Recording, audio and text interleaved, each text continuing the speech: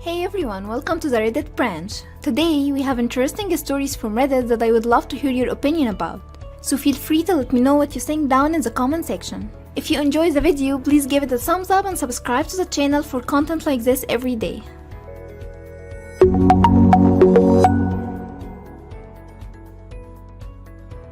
First story, am I the a-hole for wanting to sell our rental property? About 10 years ago, my husband got very short orders and we had about 45 days to move to a household of 2 adults, 3 children and a dog off the mainland. Under better circumstances, we would have put the house for sale and had everything wrapped up nicely before the move. But this was just too short of a notice, so we ended up hiring a property management company and renting it out.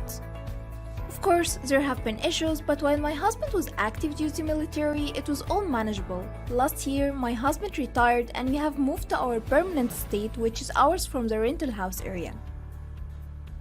I think we should sell the house. It's only getting older and the repairs are getting more and more expensive.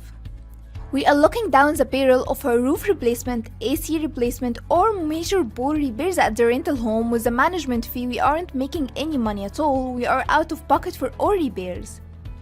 It is in an amazing, desirable area with great schools and will sell quickly, but summer is prime sales time and their lease ends at the end of April. We can't purchase a bigger, nicer forever home until we sell this house, and my husband hates the house we're in currently and whines about it all the time, so why not sell? Well, we met the renters a couple of months ago, spoke for about 15 minutes while doing a minor repair, and they expressed interest in buying the home from us. Now, my husband refuses to consider selling it to anyone other than them and wants to keep renting it to them until they can manage to qualify to buy it, at least a year, because he thinks they're nice. I literally have no idea where this loyalty came from. Maybe he gives them his word or feels like he did.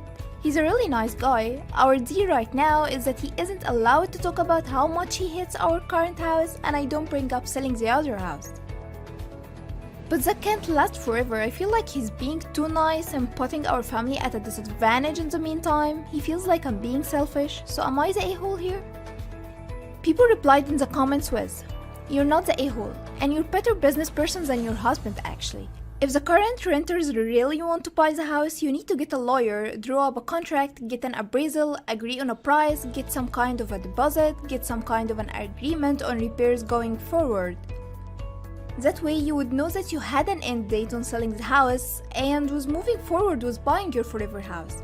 If they won't agree to this, then you need to get the house on the market as soon as possible."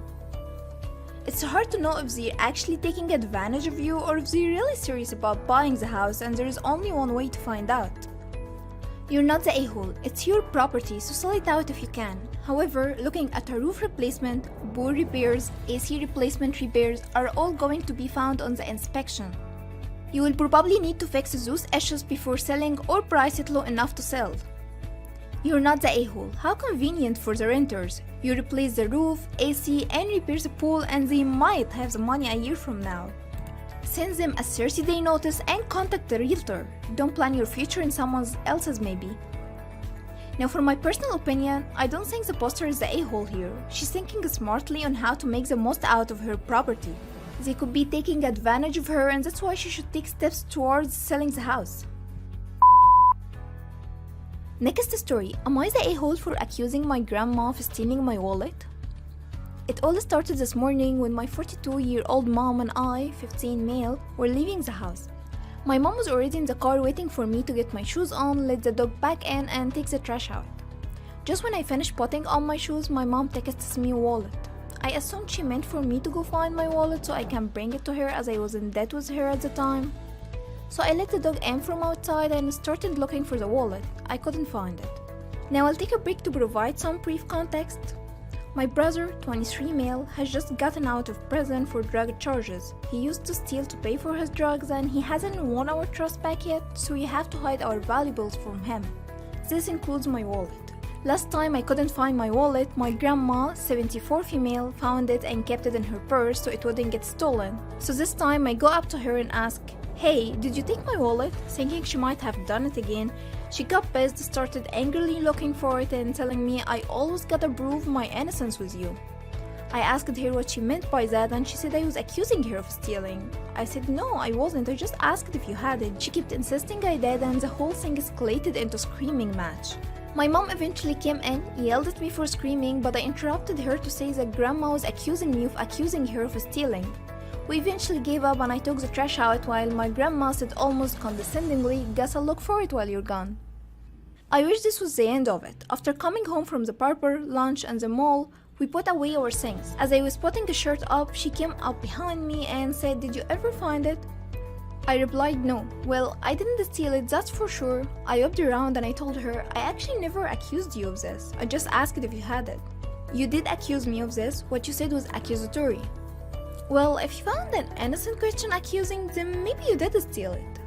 My mom then yelled at me again and my grandma accused me of cussing her out even after calling me a witch. My mom told me to stop dragging this out and just let it die, but I told her she was the one who brought it up again, to which she responded, "Does it matter?" I stormed off, actually accusing them of trying to start fights, and went into my mom's room to type this all out because I just want to know if I really was accusing her.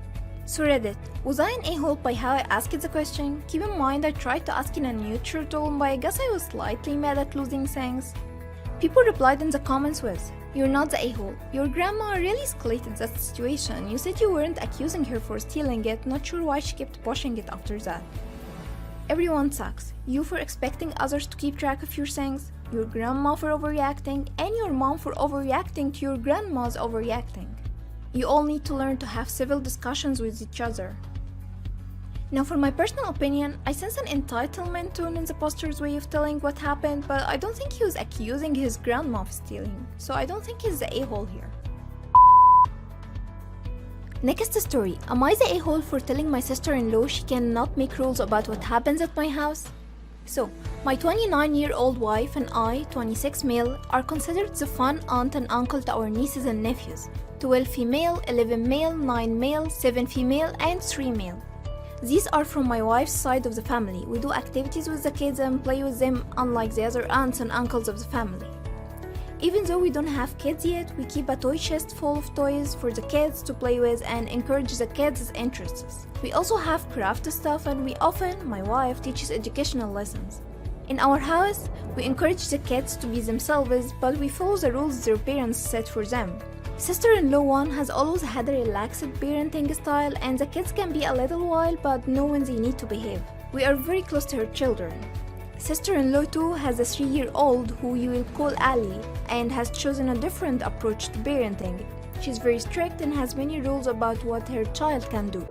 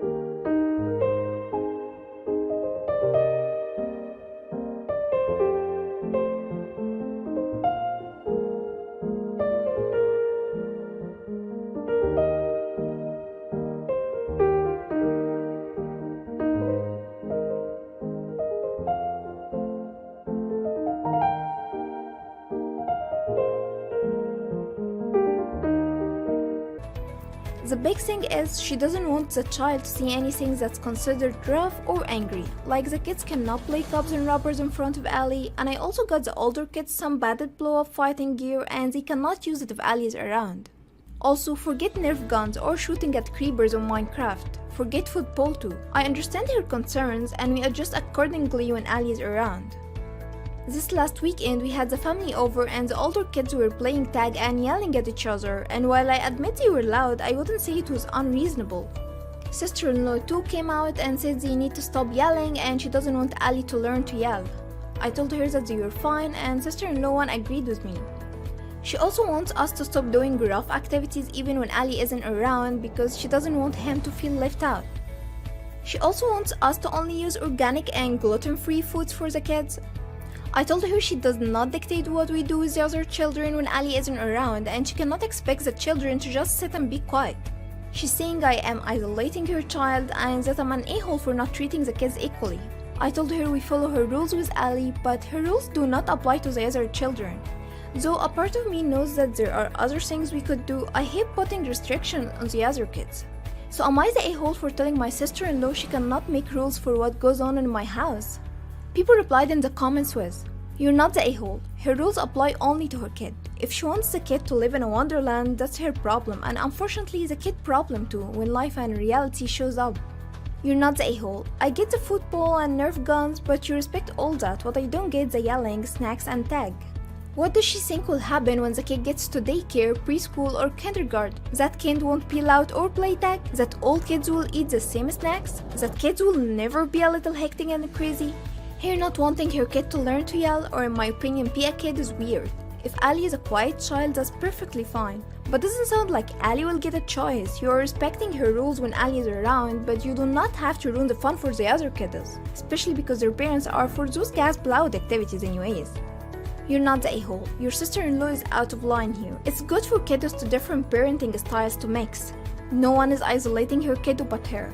You have been far more accommodating than most people. Someone should explain to her that if she continues in this vein, her child will not understand how to interact with people different than himself, and that's something really important. Now, for my personal opinion, that sister-in-law is very obnoxious. Who has kids when they cannot handle them being loud or too energetic? That's just how kids are. If her kid is all quiet, good for them, but that's not the usual or the norm. This concludes all the stories we have for this video. Thank you so much for watching and I hope you enjoyed it. Please feel free to share your opinions in the comment section down below. Until next time.